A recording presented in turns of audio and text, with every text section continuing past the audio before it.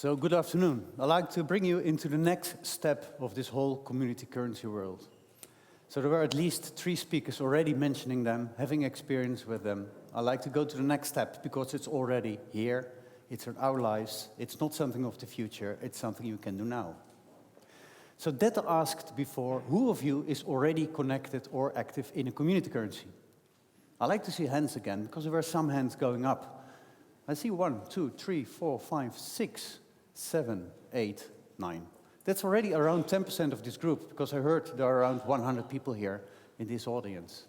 So I think that this is an emerging thing. We have to grow this, and it's very easy to do that. To show you this graph, which is from 2005, I'm sorry, it's quite old. It's already doubled. The guess at the moment is that there are around 10,000 systems worldwide. We speak about commercial systems, like the one Annette was speaking about. We speak about time banks, which you will find everywhere in Europe, in the US, in Japan. We also speak about many, many, many other models. To give you some idea on how to work, I will just highlight 2 very important things that are happening right now at the moment in Europe close by, one in the Netherlands, one in the UK.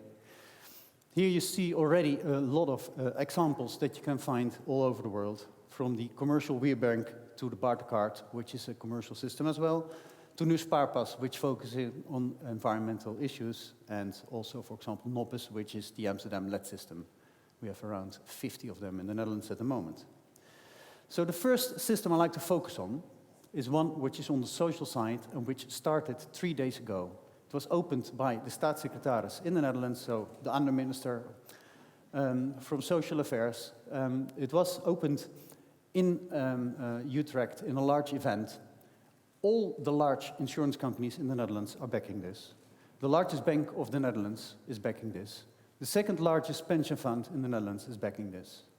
Together, these organizations reach 3/4 of the full of the Netherlands, of all the households. So this is a huge thing. Just started. So how does it work?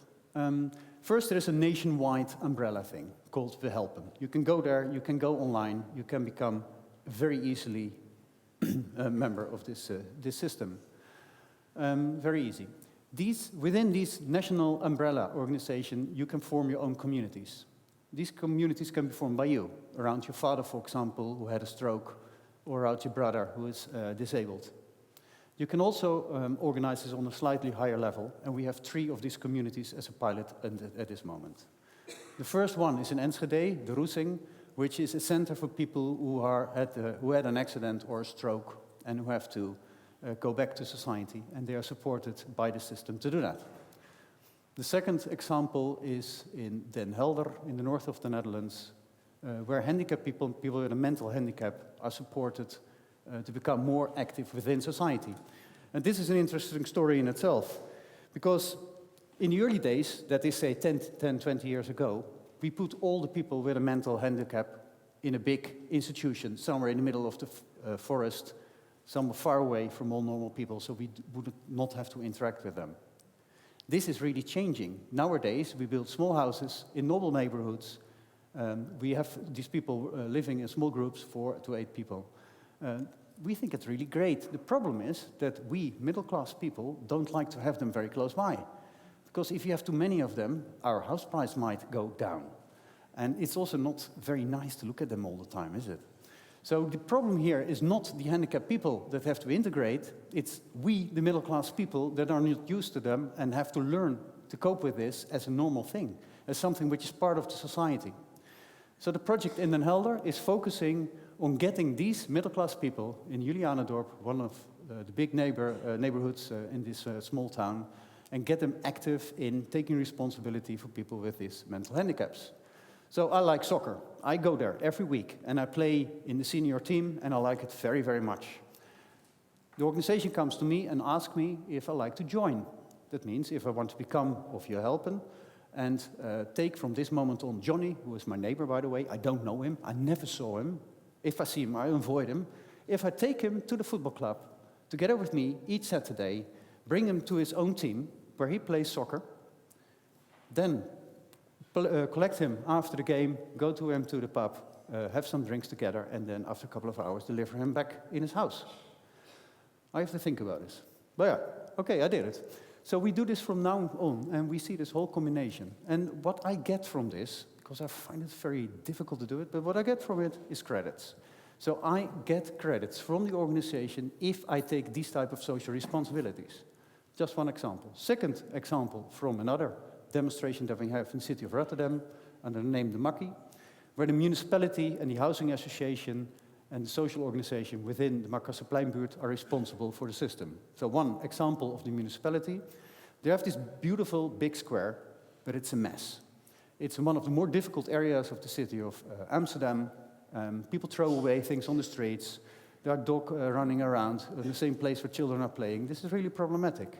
So what the municipality did is asking people in that neighborhood to go together with their people on a Saturday morning and clean this square. Not to save money, but to make sure that there is more ownership of the people in that neighborhood for their own square. And they did. And this was a very successful campaign. So we find for the first time people who are Dutch, of course, they live also in that neighborhood, Turkish, Moroccan, and people from the Antilles, working together, cleaning the square, and from that moment, taking ownership for the square, basically correcting people that were less nice to this whole area. So what do you do with the credits? So you earn credits from all these organizations, social organizations, housing associations, whatever. You get all these credits, what do you do with it? Now the first thing is, like in a normal time bank, as you find in the US, you can spend them to your own neighbor. So I have a child, so I need childcare. You don't understand taxes, so you need somebody to do your tax reporting. Somebody else might need somebody to help up in the garden, for example, because you're not able to do that anymore. So these credits, they go around. Some people earn much more credits than they can use. We allow them to use them for something special. For example, to go to the cinema, or get a dinner in the local restaurant, or get a language course in the educational center. This type of stuff. So only 10% of this group is already engaged in community currencies. But now we have this national platform.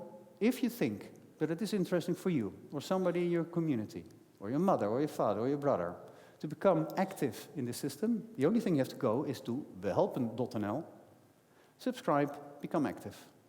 You find many other tools on this platform. It's very easy to do that, and basically everybody is able to do it as you sit here.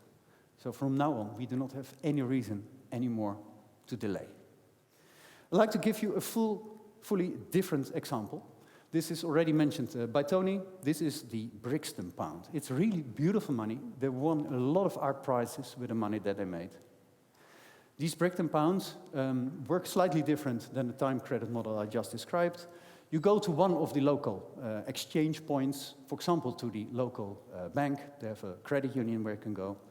You give, for example, £50, and you get back the equivalent in Brixton pounds. Then you go to one of the shops or one of the pubs in the neighborhood, and you can spend them for your own food, for your own dinner, for your own products that you need. Not all companies are able to become part of this. Only local independent-owned shops are able to be part of this. That's number one.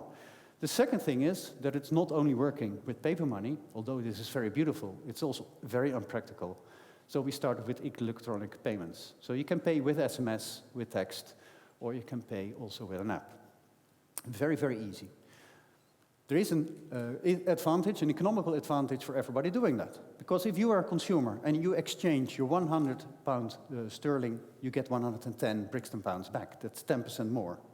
That means that you have 10% extra purchasing power if you do this. Of course, if you go to the shop, we will help the shop, support the shop, stimulate the shop to spend it within its own chain.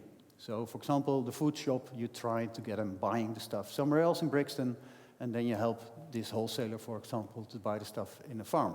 Now, farms are problematic in Brixton, there's not a lot of that happening, but if you cooperate slightly with the region, you have the option to integrate this fully. So that's the Brixton pound. Question again, is it difficult to start something like this? And the answer again is no. This is of course a slightly different scheme, it's having a different policy goal, and basically if you want to start your own community currency, you have to think very carefully about what are you going to solve, who is the target group you like to work with, is it something social like to do, something environmental, is it focusing on innovation in businesses, is it commercial? or is the cultural sector, as an example. You have to organize a whole process where you're trying to get all these stakeholders involved, so to collectively and together you can co-create this currency. This is not very difficult. It takes, say, in between 3 months up to a year to do something like this. It's not very expensive. It's not for free, though. It's not very expensive because most of the software that you need is available, and there are several organizations that are able to support you in doing this. If you like to do something a little more fancy and pay with an app, of course, this brings up the costs. But again, it's doable, for example, for a municipality or for a local branch of a bank or for a local housing association. So it's not difficult to do that. And last thing, if you are building one of these currencies, you have to make sure that you do something which is legal. This is not always the case, I can tell you. You are not allowed to have a commercial system and not pay taxes, for example. You have to follow the rules. It's very simple. If you have a social system, you don't have to pay taxes, but you might have issues with social security. So you have to secure this as well. It's not very difficult, though, but you have to do this. If you have electronic currency and you pay with an electronic means of payment, you need a license too, or an exemption to this license. You have to organize that part. So in the world, we find more and more people, associations, and companies that are able to assist you in doing this. And the only reason not to start tomorrow, that's you. Nothing else. Thank you.